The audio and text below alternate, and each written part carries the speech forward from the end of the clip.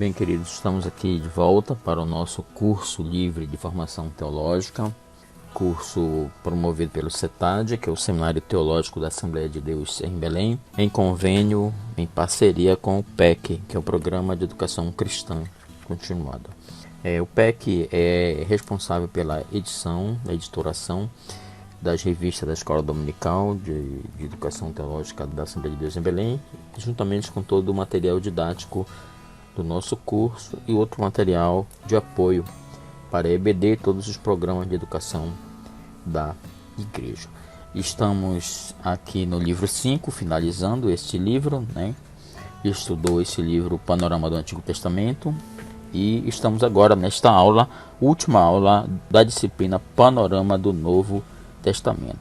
A aula de número 12, que vai tratar da Epístola de Judas e também do livro do Apocalipse, concluindo todo o conteúdo desse livro maravilhoso que estudamos durante todas essas aulas.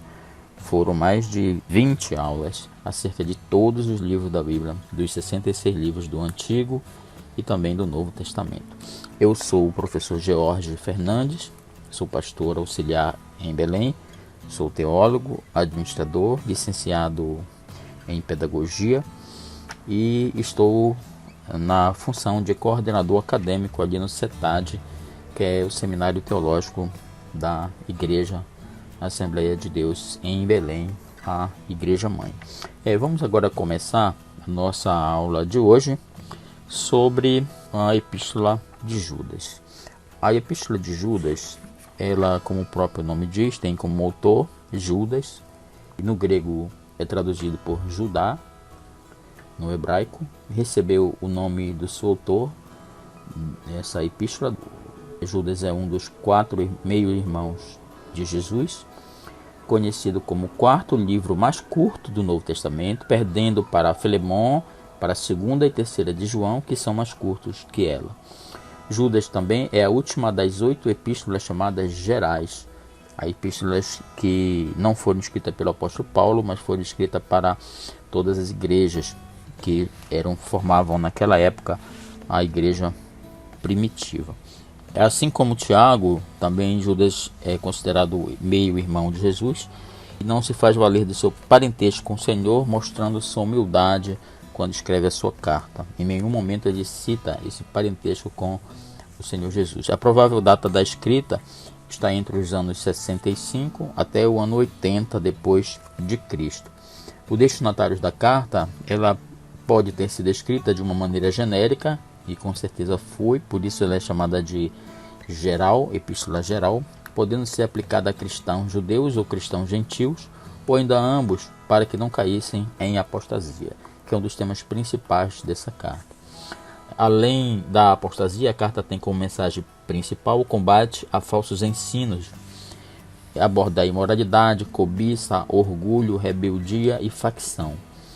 Em geral, se aceita que esses ensinos eram gnósticos, mas podem também se referirem a falso ensino de quem acreditava que já se estavam sendo salvos pela graça, lhe imputava o direito de pecar então livremente. Já que eles estavam salvos, então eles queriam ter uma vida de libertinagem mesmo já sendo crente.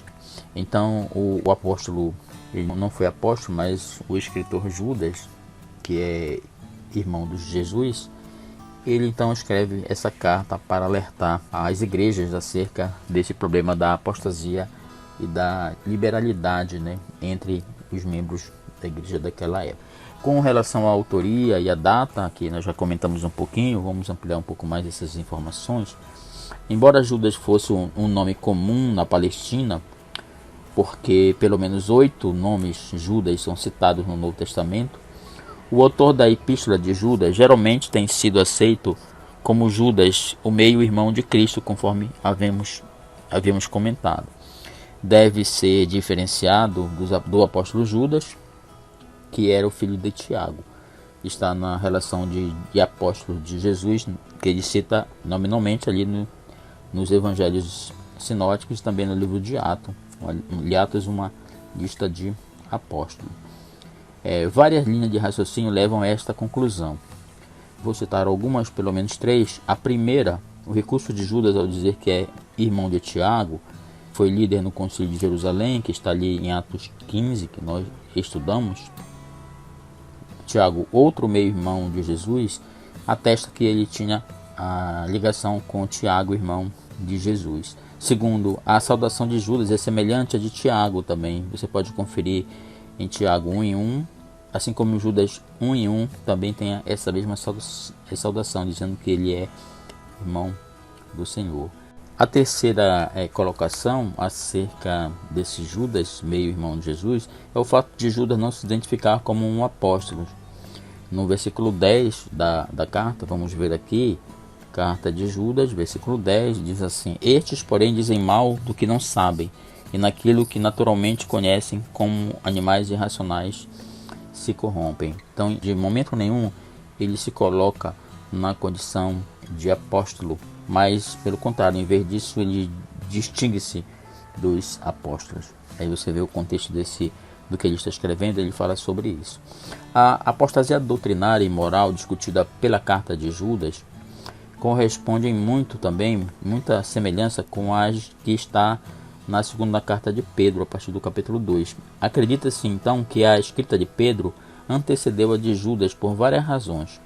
Primeiro, segunda Pedro antecipa a vinda dos falsos mestres, enquanto Judas trata da chegada desses mestres falsos. Segundo, Judas faz uma citação direta de 2 Pedro 3, capítulo 3, versículo 3, e reconhece que é de um apóstolo. Versículo 17 e 18 da carta dele, ele cita esse escrito de 2 Pedro, atribuindo a um apóstolo, evidentemente ao Pedro. Uma vez que Judas não faz menção à destruição de Jerusalém em 70, embora seja mais provável que Judas tenha vindo depois de 2 Pedro, por volta de 68, é quase certo que a carta tenha sido escrita antes da destruição de Jerusalém, embora Judas fizesse viagens missionárias com outros irmãos e suas respectivas esposas. Você vê isso em 1 Coríntios 9, 5. Vamos ver por curiosidade. É a primeira carta de Paulo aos Coríntios, capítulo 9, versículo 5. Diz assim: Não temos nós direito de levar conosco uma esposa crente, como também os demais apóstolos e os irmãos do Senhor e Cefas. Aqui Paulo está dizendo que não temos nós direito de levar conosco uma esposa crente, como também os demais apóstolos e os irmãos do Senhor. Esses irmãos do Senhor, aqui ele se refere aos irmãos de Jesus.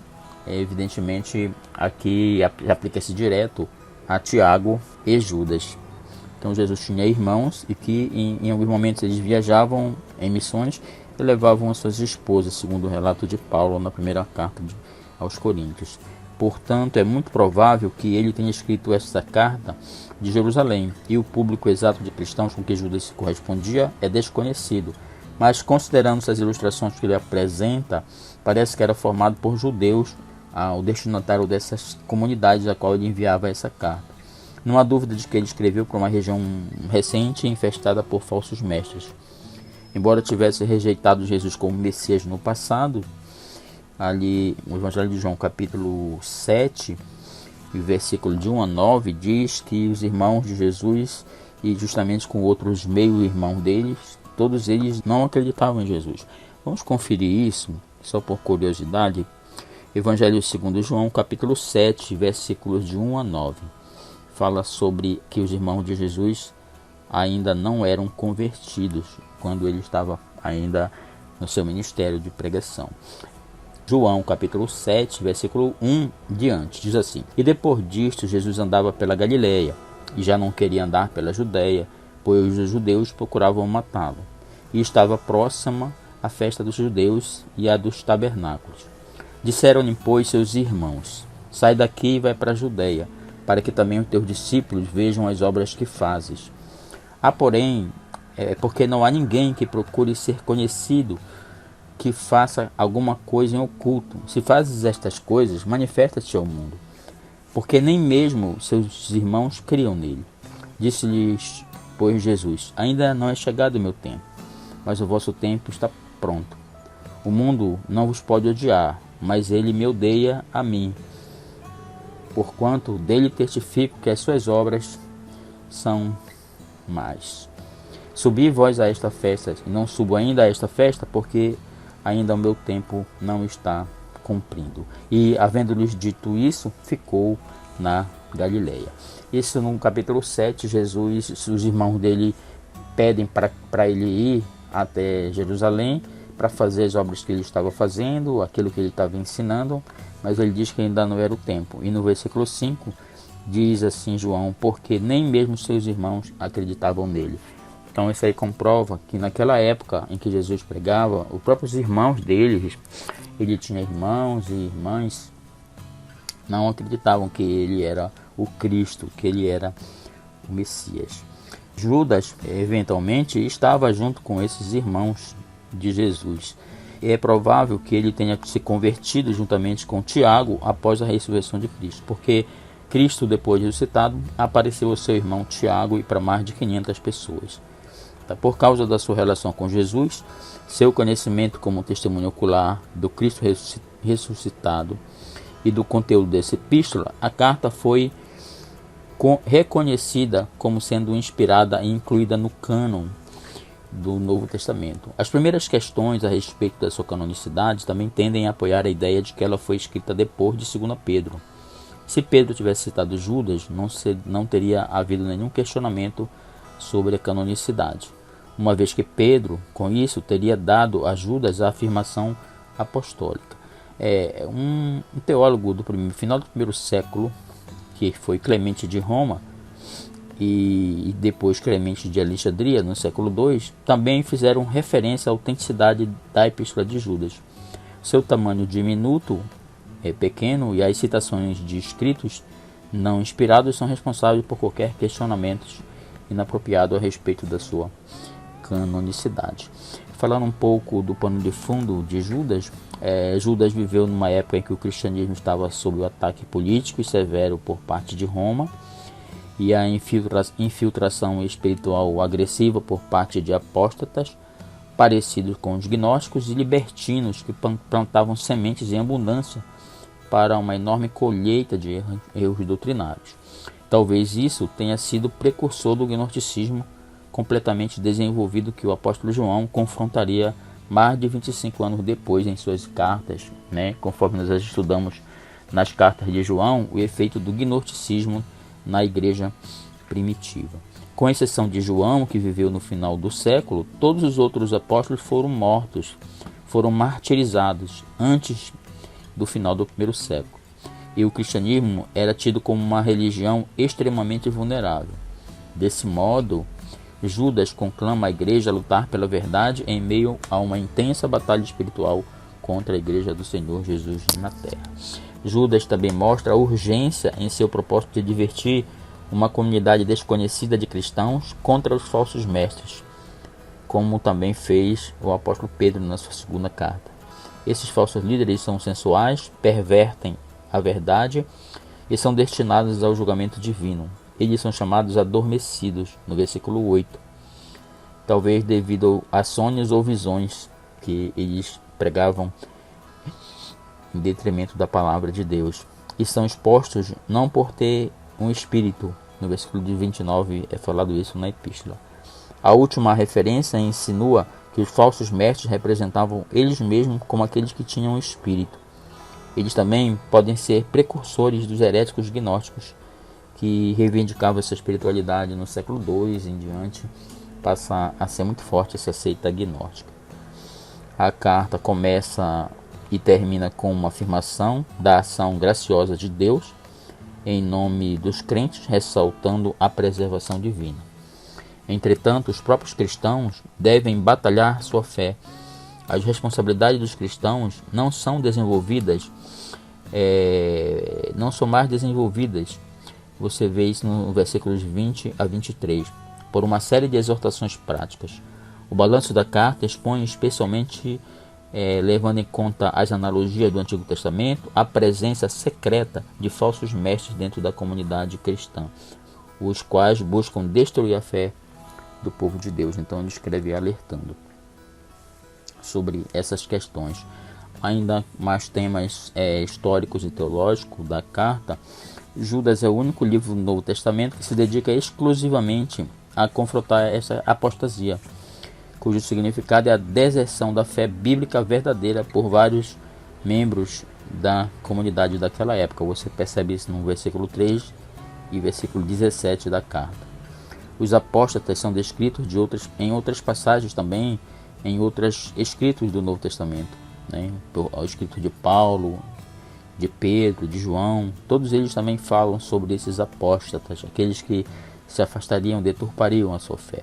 Judas escreveu para condenar os apóstatas e instigar os cristãos a lutarem por sua fé. Pediu a discernimento por parte da igreja e uma defesa rigorosa da verdade bíblica. Seguiu exemplos antigos de Cristo, de Paulo, Pedro e João. Judas está repleta de ilustrações históricas do Antigo Testamento, que inclui no versículo 5 o Êxodo, no versículo 6 a rebelião de Satanás, no versículo 7 Sodoma e Gomorra, no versículo 9 a morte de Moisés, no versículo 11 Caim, no versículo 11 ainda Balaão, também Corá ou Coré, no capítulos 14 e 15 Enoque, e no versículo 14 ele cita Adão. A epístola também descreve de maneira vívida os apóstatas em termos de seu caráter e atividades inescrupulosos. Além disso, Judas tomou exemplos da natureza para ilustrar a futilidade do ensino dos apóstatas. Você pode conferir isso no versículos 12 e 13 da carta. Embora Judas nunca tenha comentado sobre o conteúdo específico desses falsos ensinos, era suficiente demonstrar que a vida pessoal degenerada e o ministério infrutífero desses homens traíam suas tentativas de ensinar um erro como se fosse uma verdade. Essa ênfase no caráter repete o tema constante com respeito aos falsos mestres, que foi a corrupção pessoal deles. Embora seus ensinos sejam inteligentes, sutis, enganosos, atrativos e apresentados de inúmeras formas, a maneira comum de reconhecê-los é observar o que está por trás da sua fachada espiritual. É principalmente ver a vida ímpia daquelas pessoas que se dizem mensageiros de Deus.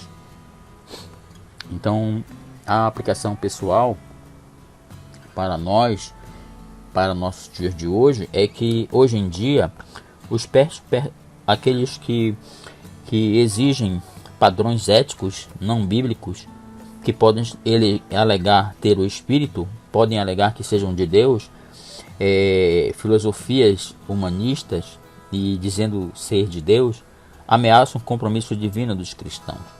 Entretanto, o poder de Deus é capaz de nos impedir de cair, mas nossa responsabilidade é nos edificar na verdade através de oração no Espírito Santo e através da sua palavra, e antecipar nossa salvação final. As Escrituras, a palavra de Deus, são a fonte nossa de fé e prática. Ao mesmo tempo, devemos ser alertas e eloquentes em advertir aqueles que estão sendo dominados pelas filosofias falsas e humanistas que predominam até os dias de hoje e que têm tirado muitas vidas da igreja e do reino de Deus através do secularismo, através das coisas do mundo e entrando fortemente na igreja. A apostasia não é a heresia, é uma diferença, né? A heresia é algo completamente que afronta a fé, contrária à fé. A apostasia é um desvio da fé, uma interpretação negativa, falsa, um falso ensino distorcido de fiel que está sendo pregado para as pessoas. Tá? Então é sobre esses problemas que aconteceu na realidade das igrejas daquela época que o Espírito Santo inspirou Judas a escrever esta carta para alertar as igrejas, e essa carta chegou até nós e se aplica também às igrejas dos dias de hoje. Esse foi o estudo panorâmico acerca da carta de Judas, que foi a última carta das Epístolas Gerais, e agora nós vamos entrar no último livro da Bíblia, que é o livro do Apocalipse, tendo uma visão de teologia bíblica, uma visão panorâmica do conteúdo dessa obra maravilhosa que é a revelação de Jesus Cristo. O livro do Apocalipse é uma revelação dada por Jesus, por intermédio de João, aos cristãos perseguidos, visto que na época em que fora escrito, as autoridades romanas impunham aos cristãos o culto à adoração ao César do momento, ao imperador do momento. Na ocasião da escrita de Apocalipse, o imperador romano era Diocleciano, e que havia aprisionado João, ou apóstolo João, na ilha de Patmos, e ali ele recebeu a revelação diretamente de Jesus e através de anjos aquilo que deveria compor e conter no livro do Apocalipse. Ele foi escrito mais ou menos, data entre os anos 90 até 95, e o tema principal é o Senhor nosso Deus onipotente reina. Palavras-chave usadas na obra: trono, cordeiro, vencer, sete, eu vi, ouvi o que o Espírito diz, igreja. São várias palavras-chave que ocorrem ao longo do besta, né? O filho da iniquidade, dragão. São muitos temas enigmáticos e simbólicos que nós vamos fazer essa visão panorâmica para vocês a partir de agora. A mensagem do livro é um livro que, por ordem própria de Jesus, João escreveu o Apocalipse, ou a Revelação, para encorajar os fiéis a resistirem às perseguições, enfatizando a existência de uma batalha decisiva entre Deus e o diabo. Porém, mais do que isso, Apocalipse fala do desfecho final da história da humanidade, da história deste mundo, incentivando os santos a permanecerem fiéis a Deus e alertando os incrédulos sobre a terrível consequência de se rejeitar e negar o Senhor Jesus Cristo. O livro de Apocalipse pode ser dividido em 3 seções principais para facilitar o entendimento. A primeira seção, ele fala das coisas que eram, representando a visão de João, que João teve de Jesus como juiz das 7 igrejas da Ásia. Está ali no capítulo 1, 2 e 3. Ele fala das coisas que são, representando os 7 tipos de igrejas, desde a morte dos primeiros apóstolos até os dias de hoje. E na terceira parte, ele fala as coisas que vão acontecer depois destas coisas que ele estava mostrando, representando então os acontecimentos futuros que se iniciarão após o arrebatamento da igreja e se estenderão até a Nova Jerusalém. Este livro faz uso de um estilo simbólico e figurativo, chamando de apocalíptico o gênero literário, em que esses simbolismos todos representam pessoas, coisas ou verdades. A melhor interpretação do livro que temos é a futurista, tendo como visão que a maior parte é composta por profecias a serem cumpridas até o final dos tempos. Nós fizemos agora, de forma bem geral, panorâmica, uma sinopse do que é o livro, né? Uma definição introdutória do que é o livro. Vamos agora, como temos feito nos outros escritos também, ampliar um pouco mais essas informações acerca desta obra tão importante que é o livro do Apocalipse.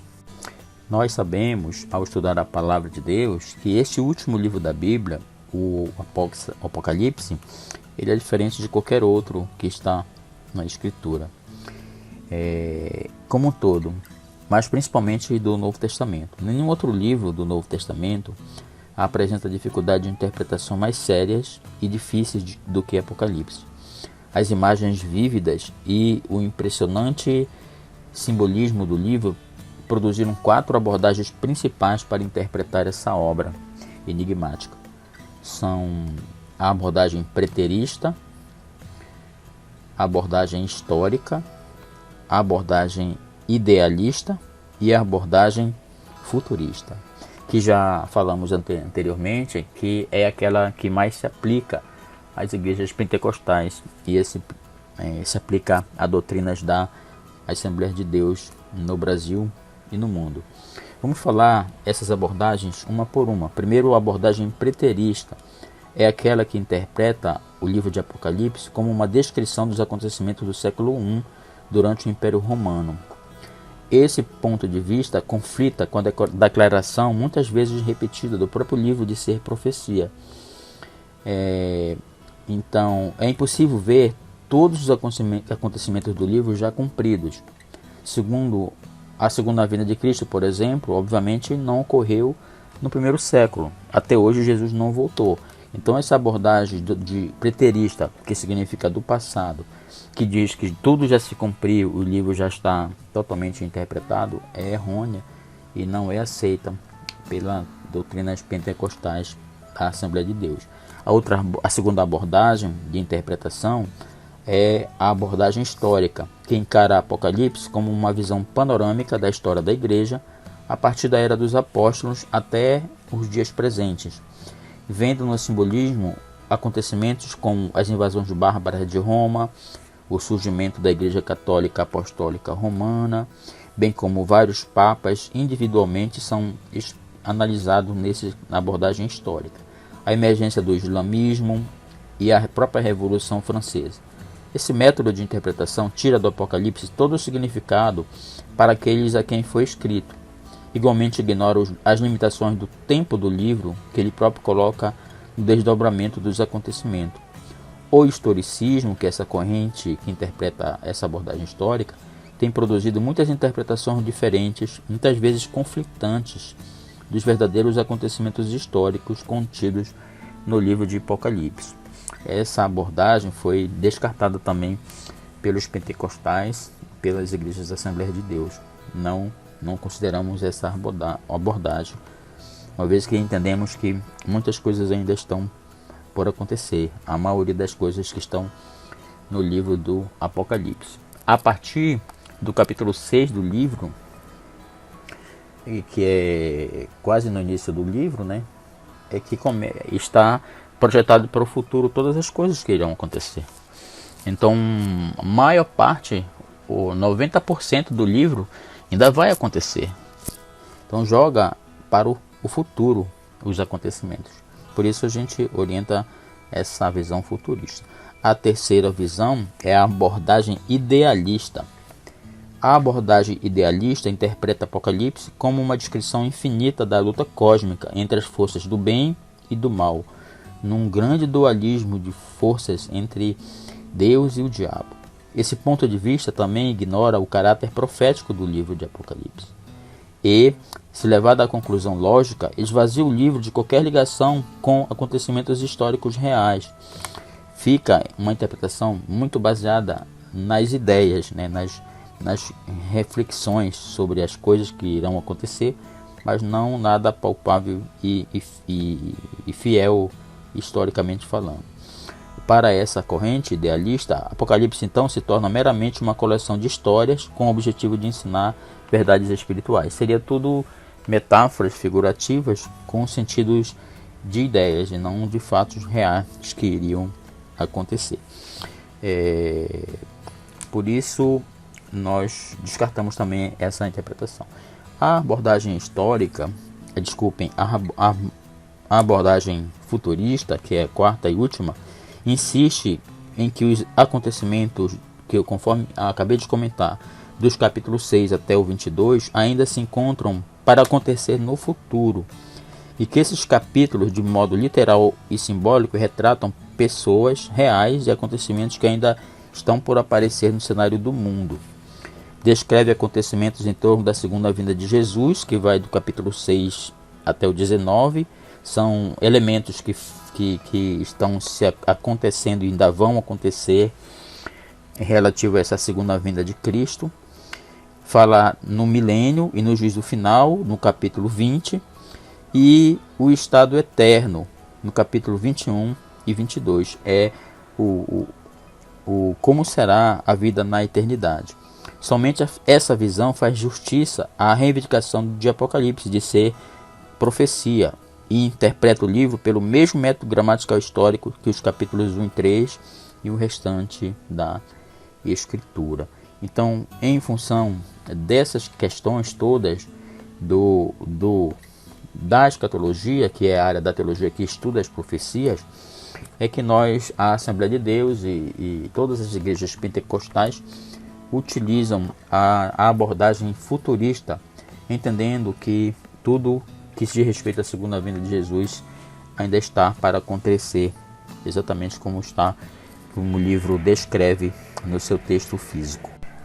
Vamos aqui fazer uma correção, uma errata. No início da nossa aula sobre o Apocalipse, eu falei que o livro foi escrito por volta do ano 96, né, na ilha de Patmos, quando João estava ali fugindo e colocado ali após uma grande perseguição do Império Romano. E citei o nome do imperador da época como Diocleciano, mas eu faço a correção, não é de Diocleciano, e sim Domiciano, o nome do imperador romano que reinava na ocasião em que o livro foi escrito e na data em que foi escrito. Falando ainda sobre a forma literária desta obra, muito importante para a literatura bíblica, ele tem um formato interessante, o Apocalipse, porque ele começa com um prefácio, né, uma introdução que diretamente por Jesus, que vai do capítulo 1, a partir do versículo 4 ao 7. Eu vou ler só essa parte porque o livro é muito extenso, vai nos tomar muito tempo. Depois você vai fazer, eu tenho certeza, nem que seja por curiosidade, a leitura de todos os capítulos dessa obra maravilhosa. Mas eu vou fazer a leitura para comentarmos a forma literária a partir do capítulo 1 de Apocalipse, capítulo 1, vamos até o versículo 7. Apocalipse 1, 4 a 7, diz assim: João, às 7 igrejas que estão na Ásia, graça e paz seja convosco da parte daquele que é e que era, que há de vir, e da dos 7 espíritos que estão diante do seu trono, e da parte de Jesus Cristo, que é a fiel testemunha, o primogênito dentre os mortos, e o príncipe dos reis da terra, aquele que nos amou, e em seu nome nos lavou dos nossos pecados, e nos fez reis e sacerdotes para Deus e seu Pai. A ele glória e poder para todo sempre. Amém. Eis que vem as nuvens, e todo olho o verá, até os mesmos que os transpassaram, e todas as tribos da terra se lamentarão sobre ele, sim. Amém. Eu sou o Alfa e o Ômega, o princípio e o fim, diz o Senhor, que é, que era e que há de vir, o Todo-Poderoso. Então a gente vê aqui, o livro começa, na verdade, desde o capítulo 1, eu vou ler para vocês, que eu li a partir do 4, mas eu vou ler o 1, 2 e 3, para a gente pegar o contexto do que está acontecendo no livro. O livro começa assim, versículo 1, capítulo 1, versículo 1. Revelação de Jesus Cristo, o qual lhe deu para mostrar aos seus servos as coisas que brevemente devem acontecer. E pelo seu anjo as enviou e as notificou a João, seu servo, o qual testificou da palavra de Deus e do testemunho de Jesus Cristo de tudo o que tem visto. Bem-aventurado aquele que lê e os que ouvem as palavras desta profecia e guardam as coisas que nela estão escritas, porque o tempo está próximo. Quem está falando aqui é o Senhor Jesus, revelando a João em Patmos aquilo que ele tinha que escrever. E então a literatura apocalíptica do livro ela começa com esse prefácio de Jesus, né? Que é esse prólogo de Jesus, dizendo que ele vai revelar para João, e João vai transcrever todas as visões ser reveladas por ele e também pelo anjo que mostrará a ele aquilo que irá acontecer. E termina o livro no capítulo 22 e o capítulo 21, ele começa com esse prefácio e termina como uma carta. Ele se despedindo e deixando algumas advertências para aqueles que estão lendo. Então ele começa como uma história assim contada com uma introdução, depois vem todas aquelas revelações e visões que ocorrem nas três grupos de revelações que ocorrem ali, das visões que João tem, e ele conclui como uma carta típica do Novo Testamento, como se fosse uma epístola igual a de Paulo, igual às epístolas gerais. Essa é a forma literária mista, híbrida do Apocalipse. Embora contenha 7 cartas para 7 igrejas, está claro que cada membro deve ouvir a mensagem a cada uma das igrejas. Essas mensagens estão no capítulo 2 e 3, bem como a mensagem do livro inteiro, que estão nos outros capítulos da obra. A fim de que possam obedecer-lhe, dentro desta carta está a profecia, que são os fatos que acontecerão no futuro. De acordo com Paulo, com o apóstolo Paulo, o que profetiza, ele escreveu isso em 1 Coríntios capítulo 1, na primeira carta aos Coríntios, capítulo 14, versículo 3, ele diz assim: o que profetiza fala aos homens para edificação, exortação e consolação. Então, toda profecia, elas têm esse objetivo, essa função de trazer de edificação, de exortar, trazer exortação, e de consolar, trazer a consolação. Lembre-se que a palavra exortar não é bater, não é chamar atenção. Exortar significa estimular, significa motivar. Então toda profecia precisa edificar, motivar, exortar e consolar. O profeta fala a palavra de Deus como um chamamento à obediência na situação presente e na situação futura imediata. Tendo em vista o futuro definitivo, essa profecia não deveria ser selada por ser relevante aos cristãos de todas as gerações.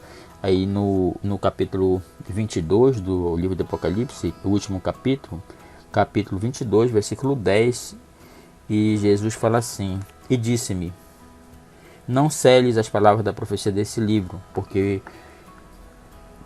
próximo está o tempo. Então não era para fechar, porque as coisas vão acontecer, estão acontecendo, e essa é a função do livro nessa sua forma literária que nós estamos analisando aqui com vocês. Em português, o nome desse livro é Apocalipse, sendo também chamado de Revelação de Jesus Cristo. Segundo as palavras iniciais do livro que nós lemos, ele usa essa expressão, revelação, do grego apocalipsis, que significa desocultar, desocultamento, desvendamento ou manifestação. No Novo Testamento, essa palavra apocalipse descreve o desvendamento da verdade espiritual que está oculta, a revelação dos filhos de Deus, a encarnação de Cristo e o seu glorioso aparecimento na sua segunda vinda visível. Essa palavra aparece em vários textos ao longo das cartas de Paulo, na carta aos Romanos, na carta aos Efésios, aos Gálatas, na epístola de Pedro. Ele fala dessa revelação, desse apocalipse que vai acontecer. Em todos os seus sentidos, revelação se refere somente a alguma coisa ou alguém que anteriormente se achava oculto e que agora se torna visível. O que esse livro revela ou desvenda é Jesus Cristo em glória, verdades a respeito dele e sua vitória final, as quais o restante da Escritura apenas alude, apenas indica. Ali em Apocalipse é o cumprimento de todas o que já foi falado ao longo de toda a Bíblia. E nesse livro se tornam claramente visíveis por meio da revelação dele mesmo, de si mesmo, através da revelação de Jesus Cristo.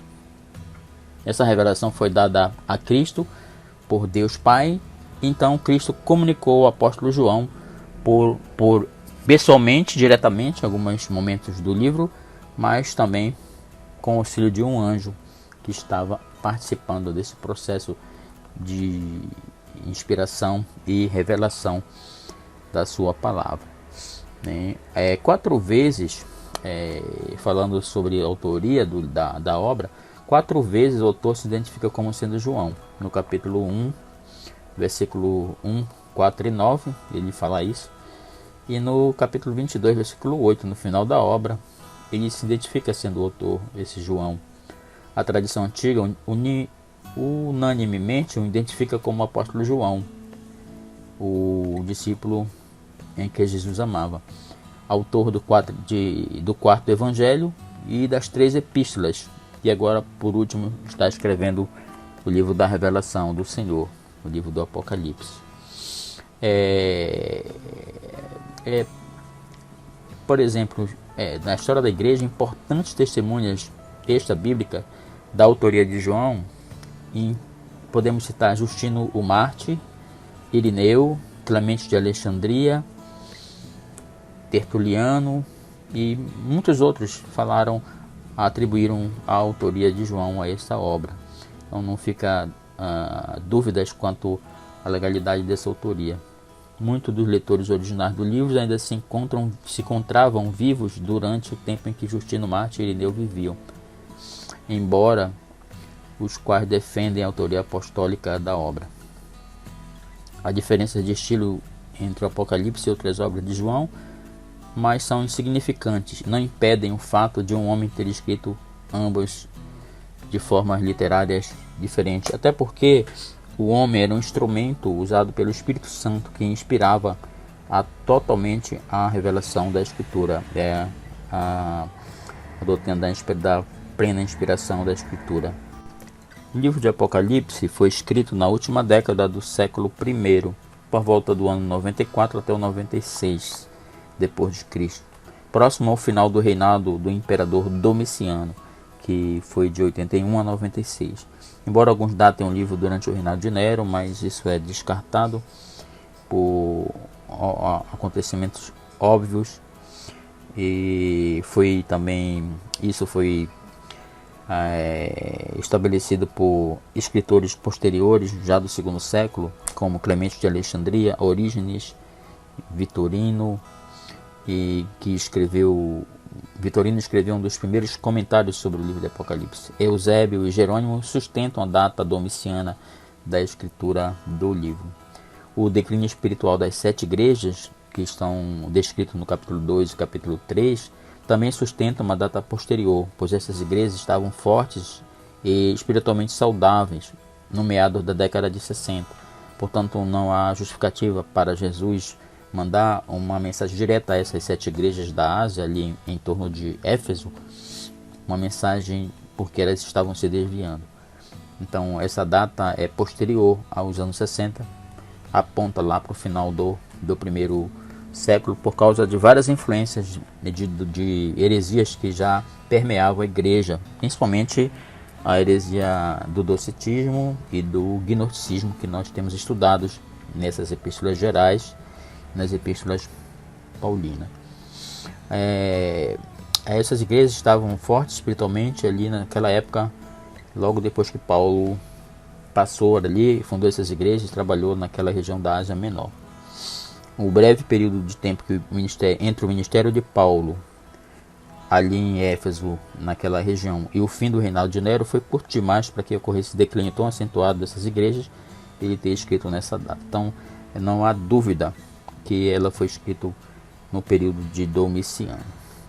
Apocalipse começa com João, o último apóstolo sobrevivente. Era um homem idoso, exilado na ilha de Patmos, era uma pequena ilha no Mediterrâneo, localizada no Mar Egeu, ao sudoeste de Éfeso. As autoridades romanas haviam banido o apóstolo para lá por causa da sua fiel pregação do Evangelho. Capítulo 1, versículo 9, fala sobre essa questão da prisão em Patmos. Enquanto em Patmos, Paulo então recebeu uma série de visões que expuseram a história futura do mundo. Quando foi preso, João estava em Éfeso, ministrando às igrejas dali e às cidades das redondezas, procurando fortalecer as congregações. João não teve mais condições de ministrar a elas em pessoa, e, seguindo o mandamento divino, que ali em Apocalipse 1:11, endereçou as cartas a essas igrejas, que tinham começado a sentir os efeitos da perseguição. Pelo menos um homem, provavelmente um pastor, já tinha sido martirizado. É citado ali no capítulo 2, versículo 13 de Apocalipse. E o próprio João havia sido exilado, mas a tempestade da perseguição estava por manifestar-se ainda com plena fúria as 7 igrejas tão queridas ao coração do apóstolo. Ali no capítulo 2, versículo 10. A essas igrejas, Apocalipse então forneceu uma mensagem de esperança. Deus está no controle soberano de todos os acontecimentos da história humana. Embora muitas vezes o mal e poderosos homens perversos pareçam dominar, o fim final deles é certo. Cristo virá em glória para julgar e reinar.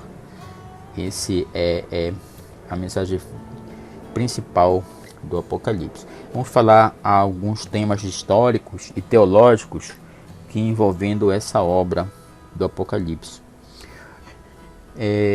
Uma vez que Apocalipse é primeiramente profético, então esse livro contém pouco material histórico, né? Ele se fundamenta mais a missão profética de projetar os acontecimentos futuros. Mas, no entanto, os capítulos 1 e 3 aparece a mensagem àquelas igrejas locais daquela região de Éfeso, da região da Ásia Menor, as 7 igrejas a quem as cartas foram endereçadas. Hoje essa região está na atual Turquia. Aparentemente elas foram escolhidas, essas igrejas, porque João havia ministrado a elas. Talvez João tenha pastoreado essas igrejas e sabia da situação de cada uma delas.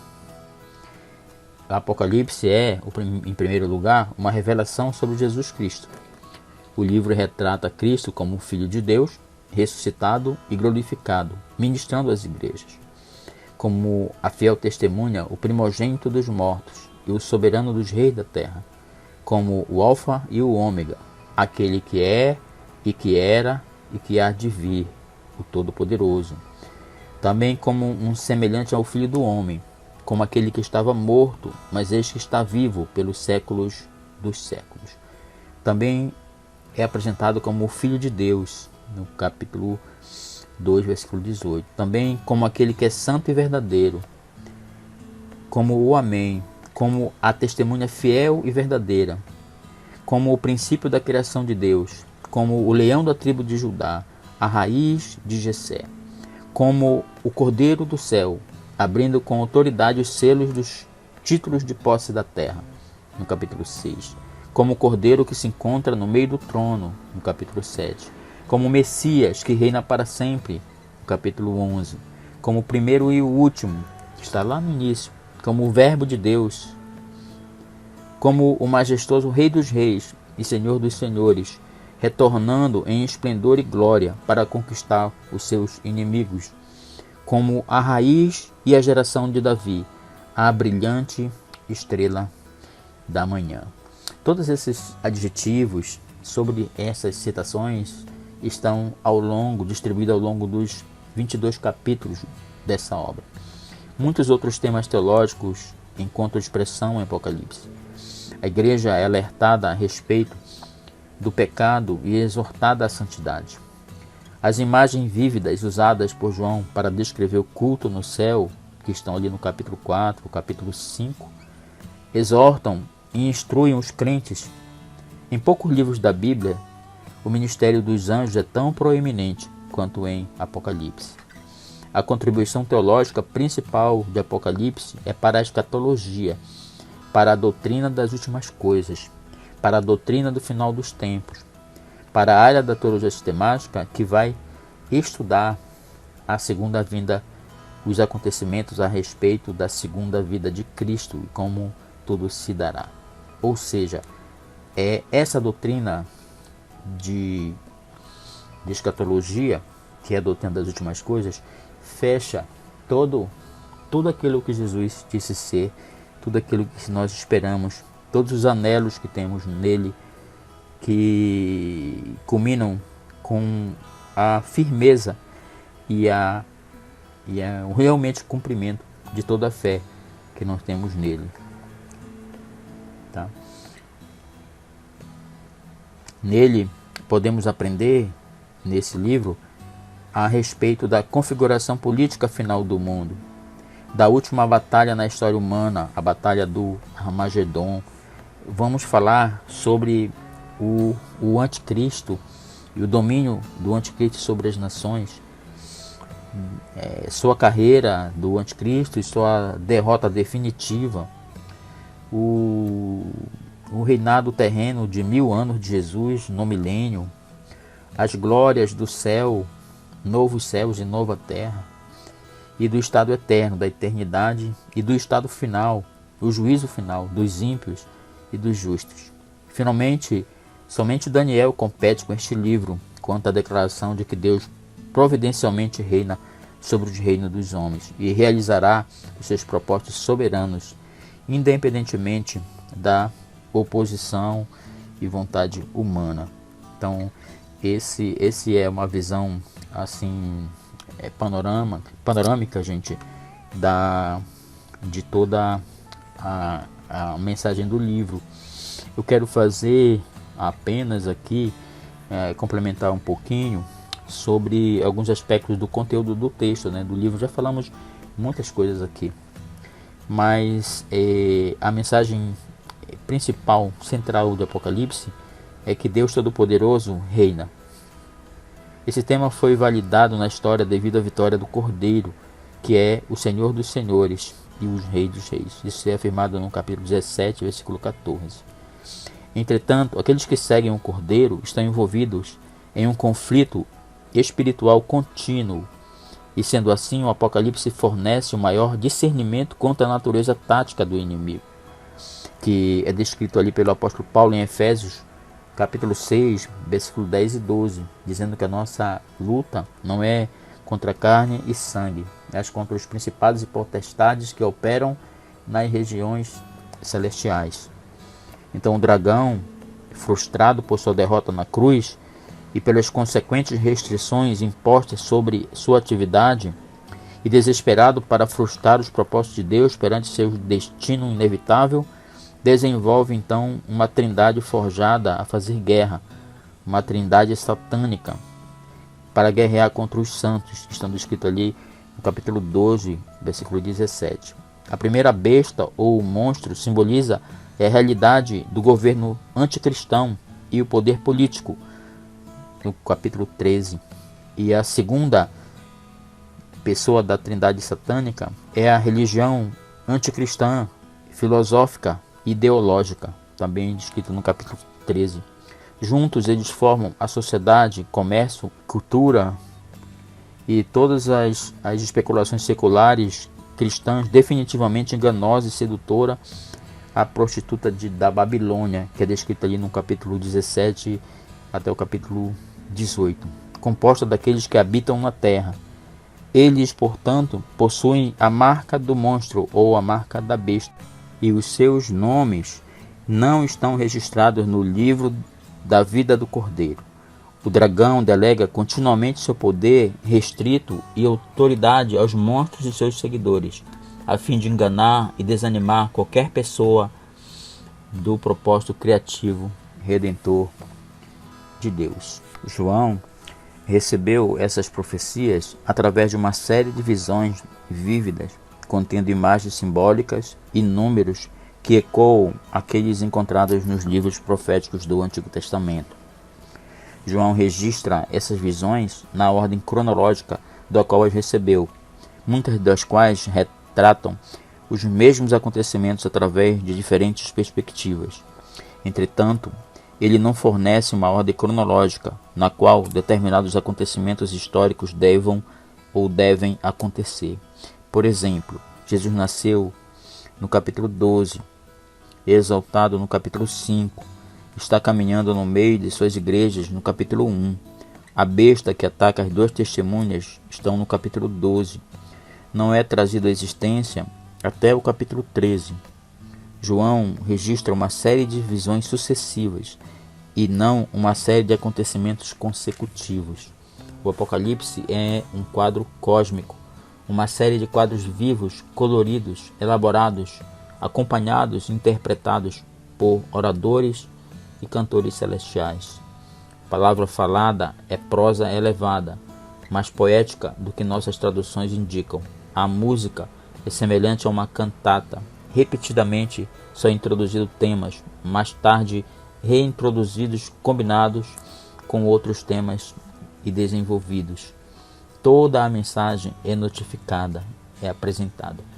Há um segredo para a compreensão das visões, todas as quais contêm linguagem figurativa que aponta para as realidades espirituais em e por trás da experiência histórica.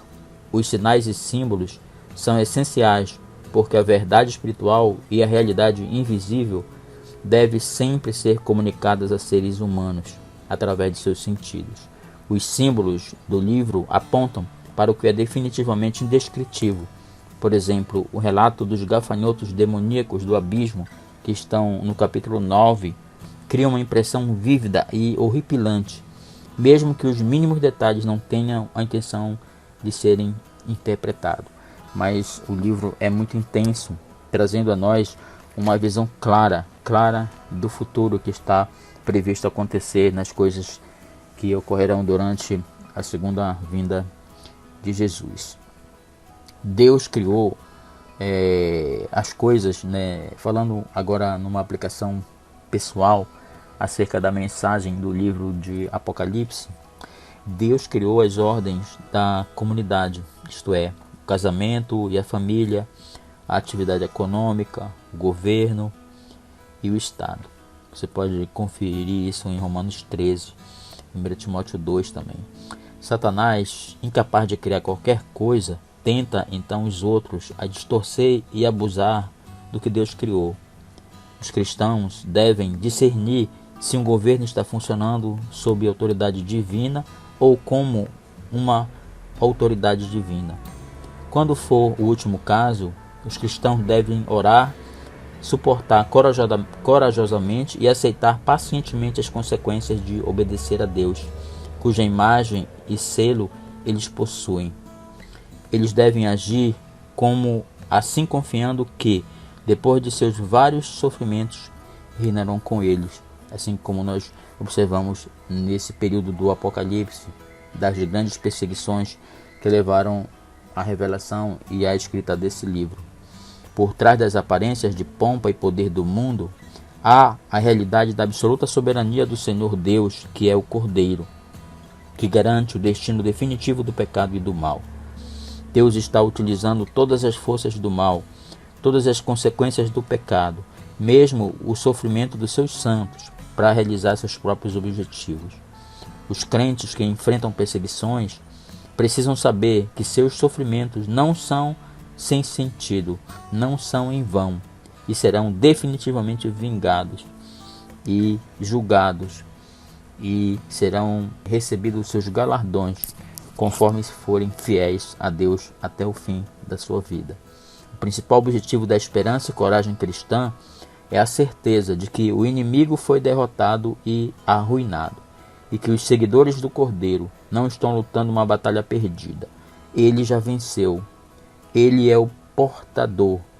Ele é aquele que tem o poder para definir todas as coisas. E, portanto, eles podem e serão vencedores por meio daquele que nos amou. Então, essa é a mensagem do livro de Apocalipse. Após esses longos dias de estudos em todos os livros da Bíblia, nesse livro 5, um livro maravilhoso, que através dessas aulas nós temos ampliado esse conhecimento acerca de todas as Escrituras, nessa visão panorâmica do Antigo Testamento e do Novo Testamento. Para concluir, o Novo Testamento é o conjunto mais importante das Escrituras, porque complementa todas as promessas do Antigo Testamento, desde o Gênesis, desde o início do mundo até o final do mundo, concluindo aí no livro de Apocalipse. O Messias prometido no princípio não foi percebido por muitos, tanto é que ninguém escreveu a seu respeito. No entanto, mais tarde, conforme uma nova igreja começou a surgir, seus seguidores acharam que era importante escreverem cartas e relatos de seu ministério. Alguns desses textos começaram a ser lidos em conjunto com as escrituras em hebraico nos cultos cristãos.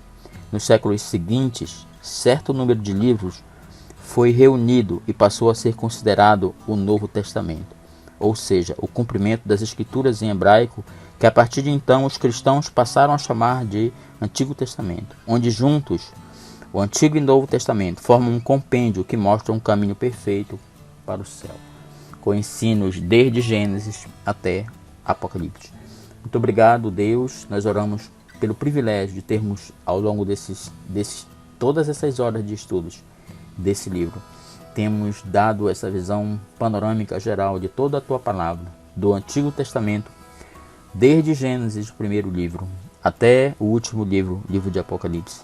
Que essas mensagens possam edificar vidas, possam consolar vidas, possam, Senhor, exortar vidas a terem momentos importantes e terem o verdadeiro sentido de que foi estudar a Tua Palavra e do que é necessário estudar a Tua Palavra todos os dias das nossas vidas, Pai. Oramos pela vida de todos aqueles que estão conosco neste curso, aqueles que têm aprendido, aqueles que irão aprender, todos aqueles que terão contato com estes materiais dessas aulas. Deus, que abençoe suas famílias, abençoe suas vidas, abençoe seus trabalhos, tudo aquilo que intentarem fazer, tudo façam para a glória de Deus, para a glória do Teu nome. Senhor Jesus, nos abençoa e até a próxima aula, em o nome de Jesus. Oramos que seja assim. Amém e amém. Glória a Deus.